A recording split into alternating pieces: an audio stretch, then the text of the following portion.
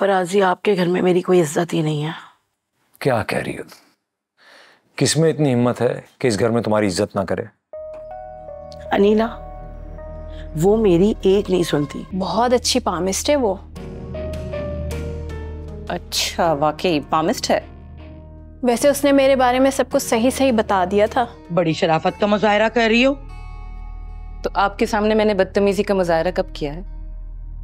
करना भी मत, क्योंकि अब मेरी हैसियत तुमसे बड़ी हो गई है।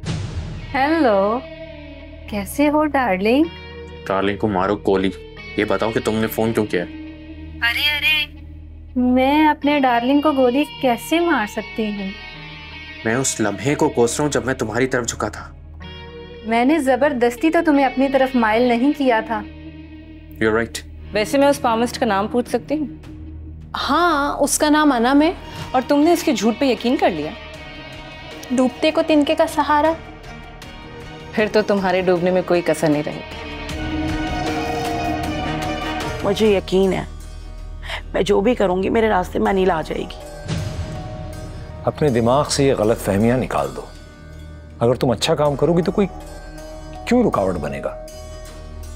यही तो मुसीबत है कि मेरे हाथ से कोई अच्छा काम हो ही नहीं सकता। मतलब कि तुम भी इसी कश्ती में सवार हो जिसमें मैं हूँ? ऐसा ही है, बस ये नहीं बता सकता कि किस किस बात पर मैं ब्लैकमेल होता हूँ। तो क्या तुम मुझे बताना पसंद करोगे कि तुम किस बात पर ब्लैकमेल हो रहे हो? ये तो जाहिर है कि हम अपने अपने जख्म एक दूसरे के सामने खोल नहीं सकते। वैसे आप तो मेरे सब्र को भी जानते हैं, इसलिए जब तक मेरा सब्र खत्म नहीं होता तब तक ऐसे ही खुश होती रहे। अरे जाओ जाओ, मैं जानती हूँ जिस तरह मैंने तूबा को उस घर से दूध में से मक्खी की तरह निकाला था ना, तुम्हें भी यहाँ से ऐसे ही चलता करूंगी। इस उम्र में औलाद पाकर तो सरफराज अंकल बिल्कुल ही पिघल जाएंगे। और हाँ, इस तरह आदिल के मुकाबले में इस घर में एक और वारिस जन्म ले सकता है। और उस वारिस के बाद आप इस घर में और मजबूत हो जाएंगी। अनम और आसिम पोर्ट के चक्कर लगा रहे हैं। पोर्ट का चक्कर? वहाँ उनका क्या काम है? कंटेनर यार्ड पे गुजरता है उन दोनों का ज्यादा वक्त। बस यूं समझ लो कि ये भी तुम्हारी ट्रेनिंग का एक हिस्सा था और अब यहाँ से तुम्हारा असली इम्तिहान शुरू होगा। देखते हैं मैं कहाँ तक इस इम्तिहान में साबित कदम रहता हूँ। बात आपके बहनोई की है। क्या किया है उसने? तो बीबी जी कल रात को ना वो गेट टप के अंदर आए। तो हो सकता है उसने बेल बजाई हो और तुमने सुना नहीं होगा, सो रहे होंगे तुम। नहीं जी नहीं बीबी जी, मैं तो जाग रहा था, बल्कि मैं तो उनकी वापसी का इंतजार कर रहा था। हमारी भी एक औलाद होनी चाहिए। ये ख्याल अचानक कैसे सूझा? मैंने माँ बनने का इरादा कर लिया है। तो तुम हो ना मेरी अम्मा? अरे तेरी माँ तो मैं हूँ।